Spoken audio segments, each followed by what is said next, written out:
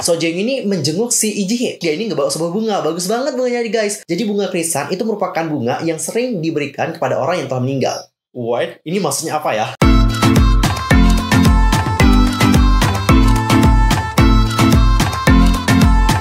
Hai guys, I'm Mr. Kim, welcome back to my channel. Nah, gimana kabar kalian hari ini? So fine, so good, nothing problem, bukan ya? Dan buat kalian semua yang punya problem, keep fighting ya guys, don't give up. Nah, for this time kita akan membahas tentang salah satu konspirasi dari dunia perkepapan yang sempat mengguncang dunia perkepapan saat itu, yang mana ada skandal bullying yang terjadi antara grup, dan dikarenakan hal itu, grup yang sangat populer itu akhirnya dibubarkan di masa jaya mereka. Sayang banget. But wait, sebelum kita bahas tentang hal itu, pastikan dulu dong guys untuk bantu perkembangan channel aku supaya menjadi channel K-pop terbesar dengan informasi seputar dunia perkepopan yang pastinya terlengkap dan juga terupdate. Kalian bisa langsung subscribe, bunyi loncengnya, seperti juga buat like and comment, serta share juga kepada teman-teman K-popers yang lain. Tanpa basa-basi lagi, langsung aja yuk guys, kita bahas bersama-sama. Nah, singgung berbicara mengenai skandal bullying yang terjadi pada grup K-pop, kalian pasti tahu bahwa ada kasus yang menjadi topik perbincangan hangat untuk saat ini. Yap, benar banget. Kasus itu terjadi dengan salah satu grup yang berasal dari DSP Media. Namanya adalah April. Baru-baru ini kita diberikan sebuah berita bahwa katanya Hyunju selama berkarir bersama dengan April itu katanya selalu diganggu nih guys oleh member-member yang lain. Tapi ternyata hal itu tidak hanya terjadi kepada member April saja, tapi ini juga terjadi kepada beberapa grup. Salah satunya adalah grup di generasi K-pop pertama, yang mana grup ini itu sangat populer banget saat itu. Grup yang aku maksudkan di sini adalah Sharp. Jadi Sharp sendiri itu merupakan sebuah grup yang debut pada tahun 1998 sebagai tim gabungan member pria dan juga wanita. Dan untuk anggota, sebenarnya anggota awalnya itu ada 5 orang. Mereka adalah Ijihye, lalu ada So Ji-young, John Kim, Oh Hee-jung, dan juga sang leader yaitu Jang Suk-kyung. Nah guys, Sharp ini itu merupakan salah satu grup yang sangat sukses banget saat itu. Serius, mereka itu sangat-sangat sukses, terutama dalam penjualan album dan sebagainya. Penjualan album mereka sangat tinggi. Misalnya kayak gini, untuk album The Sharp yang dirilis pada tahun 1998 itu telah terjual sebanyak 101.000 lebih kopi album. Itu adalah jumlah yang tinggi pada saat itu guys. Kalau saat ini mungkin ya hal itu mudah ya, tapi kalau di zaman itu, ini tuh sangat banyak banget loh. Lalu untuk album The Sharp Plus 2 yang dirilis pada tahun 1999 itu telah terjual hampir 200.000, kurang 5.000 menjadi 200.000. Gila nggak sih, banyak banget. Selain itu juga ada album The 4 Letter Word Love yang dirilis pada tahun 2000 itu telah terjual 170.894 kopi album lebih. Lalu ada Forever Feels So Good yang dirilis tahun 2001 itu telah terjual 224.000 lebih kopi album. And the last adalah Plate album yang dirilis pada tahun 2001 itu juga terjual lebih dari 203.000 kopi album. Gak hanya tentang penjualan album saja, mereka ini juga telah menangkan berbagai penghargaan guys. Intinya grup ini itu sangat sukses dan juga populer saat itu. Tapi sayangnya nih guys, banyak sekali dari orang-orang yang tidak mengingat mereka dengan keberhasilan mereka. Banyak sekali yang mengingat mereka akan apa yang terjadi pada mereka, yang mana saat itu mereka mengakhiri grup mereka dengan cara yang tidak baik. Untuk kronologinya, pada bulan Oktober 2002, grup tersebut udah siap tampil di Music Bank KBS ketika ada satu anggotanya yaitu Ijihye dan juga So Ji-young terlibat dalam pertengkaran fisik yang ada di lift.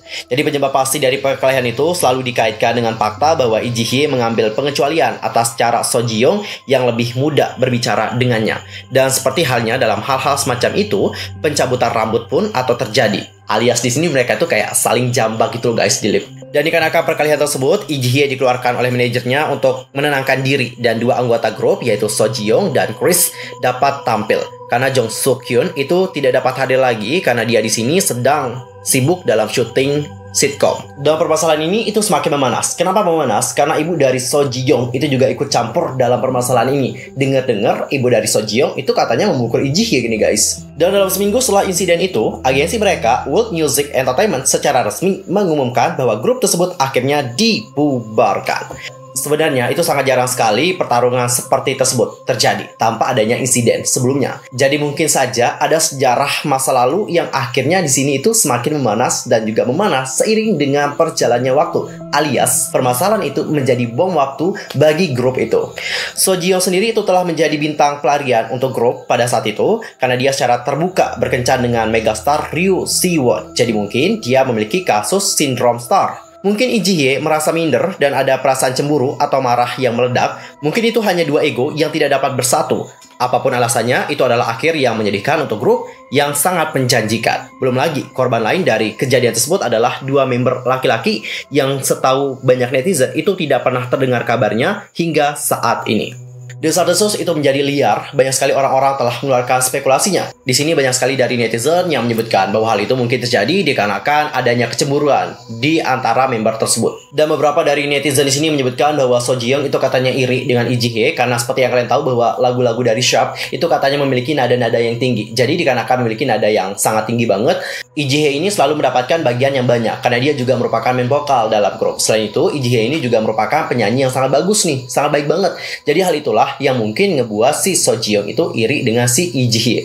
Dan sampai grup itu dibubarkan, So Ji Young terus menggertak, mengancam dan juga melawan Lee Ji Hye. Lee Ji Hye sendiri itu masuk ke grup dengan mengikuti audisi dengan peluang 1000 banding 1.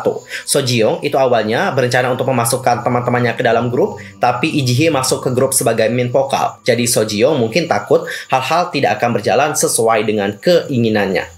Dan guys, dikarenakan permasalahan ini makin lama makin panas dan juga banyak sekali spekulasi dari publik, akhirnya mereka di sini melakukan yang namanya conference first. Udah tahu dong ya apa itu conference first? Jadi conference first ini adalah pertemuan dari para member SHARP sendiri dan para awak media. Tujuannya lain adalah untuk menyampaikan kepada publik apa yang sebenarnya terjadi di antara mereka. Dan di sini sudah banyak sekali beberapa pandangan dari yang terlibat, mulai dari So Ji Young, Lee Ji Hye, anggota SHARP yang lain, sama juga ada pacar dari So Ji Young. Untuk pertama di sini kita akan mulai dulu melihat bagaimana sisi dari Lee Ji Hye, apa yang terjadi di balik hal itu. Untuk Lee Ji Hye, di sini dia mengatakan bahwa pada saat hari itu terjadi atau saat mereka bertengkar, So Ji Young ini katanya telah memberikan kata-kata yang kasar kepadanya saat berada di lift. Untuk lebih jelasnya di sini si So Ji Young mengatakan Jesua Shibalanyona, yang mana kata-kata itu katanya sih merujuk pada jalang, seperti itu guys. Jadi tanpa menyadarinya si Lee Ji Hye ini memukul si So Ji Young, tapi sih katanya nggak terlalu keras juga sampai menimbulkan goresan dan juga luka memar. Tapi menurut si So Ji Young, dikarenakan pukulan dari Lee Ji Hye, dia di sini mendapatkan goresan dan juga luka memar di bagian tubuh yang dipukul. Kayak gitu sih guys. Dan setelah hari itu terjadi, Lee Ji Hye menyadari bahwa apa yang dilakukan kepada So Ji Young itu salah. Apapun alasannya, dia di sini tetap salah karena dia di sini telah memukul So Ji Young.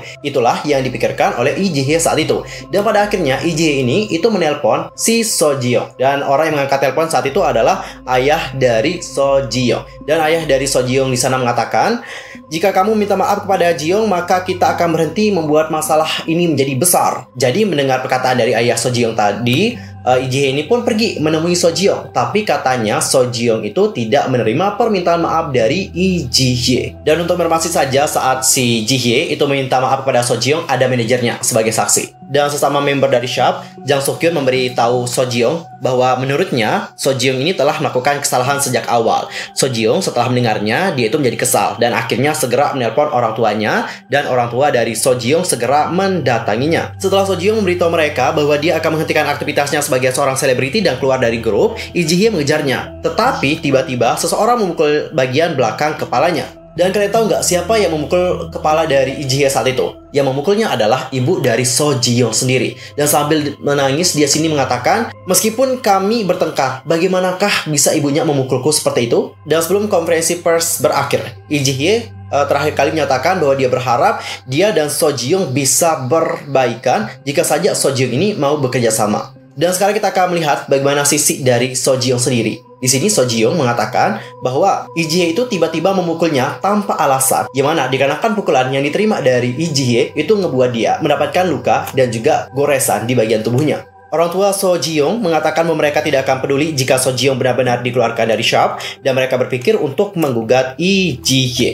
Dan ketika SHARP ini telah tiba di KBS, So Ji Young bertanya kepada Lee Ji Hye, apakah dia akan berlatih? Tetapi Lee Ji Hye terus mengabaikan So Ji Young. Nah, So Ji Young ini merasa kayak tersakiti gitu dan menangis. Akhirnya dia pun menelpon kedua orang tuanya. Dan akhirnya kedua orang tua dari So Ji Young itu mendatangi World Music Entertainment. Dan di sana orang tua dari So Ji Young itu marah kepada pihak perusahaan dan mengatakan bahwa So Ji Young ini itu akan berhenti menjadi seorang selebriti.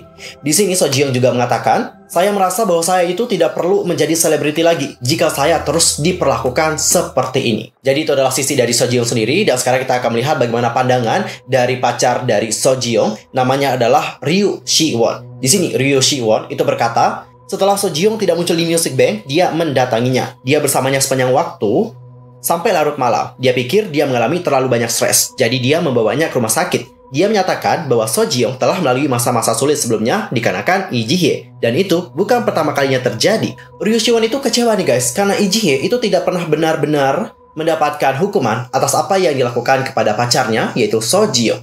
Dia katanya juga telah menelpon kantor dan juga pusat hiburan dan berkata, apakah kamu tahu berapa banyak yang dialami oleh Jiyong? Dia sudah melalui masa-masa sulit dikarenakan Lee Ji-hye. Dan pada akhirnya si Ryu Siwon mengatakan, saya harap Jiyong mendapatkan banyak istirahat dan memikirkan apa yang terjadi. Dan mungkin saat ini dia bisa berhenti menjadi selebriti dan juga beristirahat dan menjaga kesehatannya dengan baik.